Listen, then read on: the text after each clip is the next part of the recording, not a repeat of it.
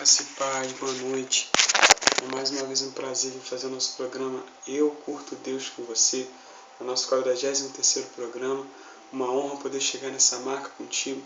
Eu te agradeço a você pelas orações que tem feito pela minha vida, você que acompanha o programa e você que tem sido abençoado por palavras desse programa. Eu tenho uma palavra bem curta para você, bem tranquila, mas que vai fazer você meditar um pouquinho. Não vai ser diferente hoje, porque da mesma forma que Deus fala comigo, tenho certeza que Deus fala com você através desse livro maravilhoso chamado Bíblia, na qual Ele tem falado com a humanidade durante toda a história cristã. Eu vou pedir que você abra sua Bíblia, por gentileza, no livro de Daniel, no capítulo 6, no versículo 10.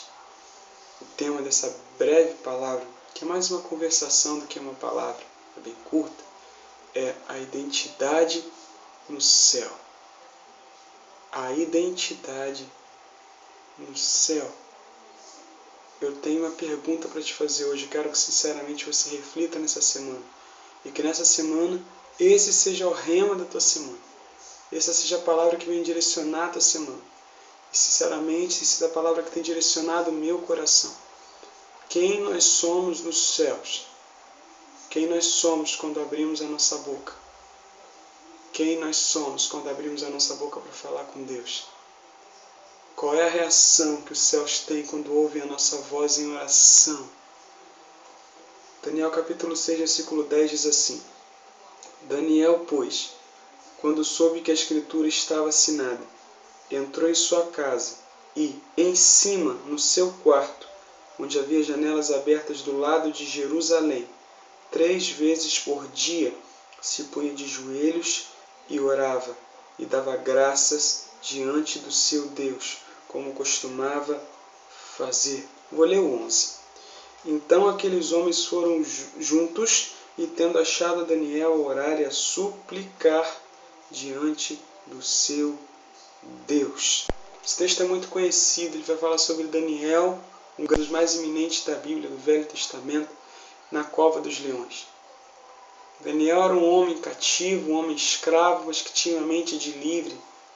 Ele estava numa terra chamada Babilônia, e de repente Deus o honrou através de visões, Deus o honrou através da sua fidelidade, e quando ele estava honrado, quando ele estava presidindo, eis que homens se levantaram contra ele, como muitas vezes se levantam contra mim e contra a tua vida, nos momentos em que você tem sido e tem procurado ser fiel diante do teu Deus. Irmãos, Daniel tinha um segredo. Daniel 6,10 vai dizer que Daniel tinha um costume. Daniel não orava de vez em quando. Daniel não orava às vezes. Daniel tinha uma vida de oração.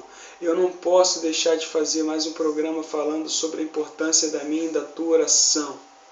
Daniel abria a boca para orar e dava graça diante do seu Deus, como antes costumava fazer 3 vezes por dia. Eu estou falando de um governador de mais de 40 províncias. Estou falando de um homem ocupado, de um homem que não tinha carro, muito menos avião, mas que tinha tempo de oração. Qual tem sido o nosso tempo de oração? Será que nós temos dado valor às palavras que nós temos falado para Deus? A minha pergunta para você hoje é: quem você é nos céus? Porque aqui na terra todos sabem quem você é através da tua identidade, do teu CPF. Nós passamos pelas eleições agora. Você levou sua identidade, você levou seu título de eleitor, e as pessoas sabiam quem você era através de um caderno, de um fichário que tinha o teu nome, você assinou e você votou. Porque aqui no Brasil você é conhecido pela tua identidade. Mas a minha pergunta para você, cristão, é como você é conhecido nos céus. Quando você abre a tua boca, como os anjos recebem a tua oração diante de Deus? Será que a nossa oração tem subido como um incenso cheiroso, agradável, uma oração que Deus ouve e fala: olha o meu filho orando, eu estava esperando ele vir falar comigo? Ou será que aquela oração que Deus fala assim: eu não conheço ele? Uma oração que não chega diante de Deus. É uma palavra muito curta e eu vou fechar com outro versículo que diz assim. Daniel 6, ainda, no versículo 25 e 26. Preste atenção, 25 a 27. Então o rei Dário escreveu aos povos, nações e homens de todas as línguas que habitam em toda a terra: paz vos seja multiplicada. Faça um decreto pelo qual em todo o domínio do meu reino os homens tremam e temam perante o Deus de Daniel, porque ele é o Deus vivo e que permanece para sempre. O seu reino não será destruído e o seu domínio não terá fim. Ele livra e salva e faz sinais e maravilhas do céu e na terra. Foi ele que livrou Daniel do poder dos leões. Ei, meu irmão, sabe o que aconteceu aqui? Um segredo e uma coisa linda que aconteceu com Daniel e tem que acontecer na minha e na tua vida. Daniel, ele fez a diferença na geração dele, porque ele confiava no Deus que ele servia. Será que eu e você, na nossa geração, temos confiado as nossas vidas nas mãos do Deus que dizemos que servimos? Temos uma vida de oração porque confiamos em Deus? Será que quando nos perseguem, nós entregamos os nossos problemas em oração diante de Deus? Ou nós entregamos os nossos problemas diante de todos os nossos amigos, diante de pessoas comuns, simples, que não podem nos ajudar, que não são Deus? Irmão, Daniel aqui, ele nos ensinou uma grande lição. Ele estava no meio de uma perseguição, ele ia ser lançado, tinha feito uma escritura, sido assinada, que ninguém poderia orar durante aquele mês a ninguém que não fosse a Nabucodonosor. Daniel não deixou de orar diante do seu Deus. Pela escritura ele deveria ser lançado na cova dos leões.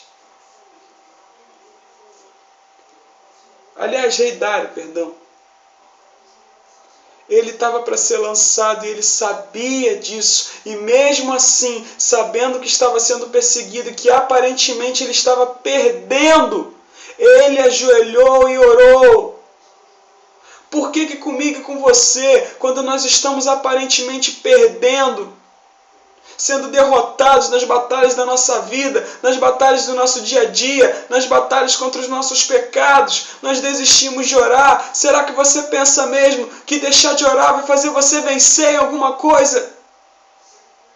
O dia que pararmos de orar, desistimos do nosso cristianismo, nós não temos condição de vencer nada sem o poder da oração. Daniel, ele era conhecido nos céus, por isso Deus o livrou da cova dos leões. Agora preste atenção no segredo dele. O poder da oração na minha e na tua vida é aquilo que vai me fazer e te fazer se destacar no meio de uma geração perversa, no meio de uma geração que não quer buscar Deus, no meio de uma geração relativista, em que tudo pode se fazer, em que não há mais certo e errado, em que certo e errado é questão de ponto de vista, numa geração em que você pode transar à torta à direita com quem você quiser, numa geração que você pode ser gay, lésbico, que está tudo certo e não tem problema nenhum. Tem problema sim, é pecado, a Bíblia diz que é errado, e há uma geração que tem se levantado em oração para poder fazer a diferença nessa nação.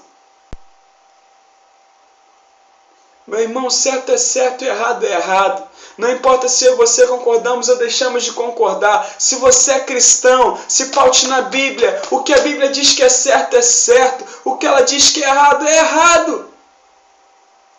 Daniel foi um homem que ele tinha princípios que não eram os dele. Ele decidiu os princípios de Deus, que com certeza eram melhores que os dele. Você acha mesmo que Daniel era tão mais santo que eu e você? Daniel era um menino de 14 a 19 anos, um adolescente. Você acha que ele não tinha hormônios, vontades? Daniel podia fazer tudo o que ele queria. Ele tinha oportunidades, mas ele tomou uma decisão. Ele tinha uma vida de oração. Até quando eu e você vamos fazer tudo? Vamos reclamar da nossa vida, mas nós não vamos vencer sem oração. Precisamos rever os nossos conceitos e a nossa vida de oração, porque somos pecadores, fracos, ruins, mas sem oração nós não vamos melhorar. Sem oração nós não vamos ser conhecidos nos céus. Daniel tinha uma vida de oração e por isso ele era conhecido nos céus. Leia o livro de Daniel, leia depois o capítulo 12 de Daniel em casa, você vai prestar atenção em como Deus honra um homem que se preocupa em ter relacionamento com Ele. Eu quero profetizar uma coisa sobre você, já finalizando essa palavra. Quanto mais tempo você gasta em oração, mais tempo Deus gasta cuidando de você. Por quê? Porque Deus não tem filhos preferidos, não, mas tem filhos que preferem a Deus. E a lei da colheita e da semeadura é verdade. Se você colhe uma vida de oração, é impossível você não colher o cuidado de Deus na tua vida. Cobramos tudo de Deus, mas não entregamos nem de oração para Ele. Reveja seus conceitos, cristão. Precisamos mudar aquilo que chamamos de vida de cristianismo. Fazemos tudo o que queremos, como dizemos que temos uma vida de oração assim. Não abrimos mão do nosso tempo, não abrimos mão das nossas redes sociais, não abrimos mão de nada, não temos vida de oração, coisa nenhuma. Chegou o tempo de eu e você, como cristãos, fazermos o que Daniel fez e fazer diferença nessa geração corrupta, nessa geração que faz o que quer transformar esse Brasil e essa geração numa bagunça. Eu me posiciono e eu não me conformo em ver minha geração do jeito que está. E você? Será que você se conforma em ser um crente medíocre que entra e sai da sua igreja e nada acontece na tua vida, e nada acontece na tua família, e nada acontece na tua geração? Que essa palavra possa entrar na tua mente e fazer o que está fazendo comigo. Me fazer meditar em qual tem sido o nosso papel, qual tem sido a nossa identidade no céu. Que tenhamos uma vida de oração. Que Deus tenha misericórdia de nossas vidas. Nos purifique dos nossos pecados. E juntos, eu creio que um dia nós vamos chegar nos céus. E a nossa vida de oração aqui na terra não vai ser mais a distância, mas vamos passar a eternidade na presença do Messias. Feche os teus olhos, eu quero te abençoar.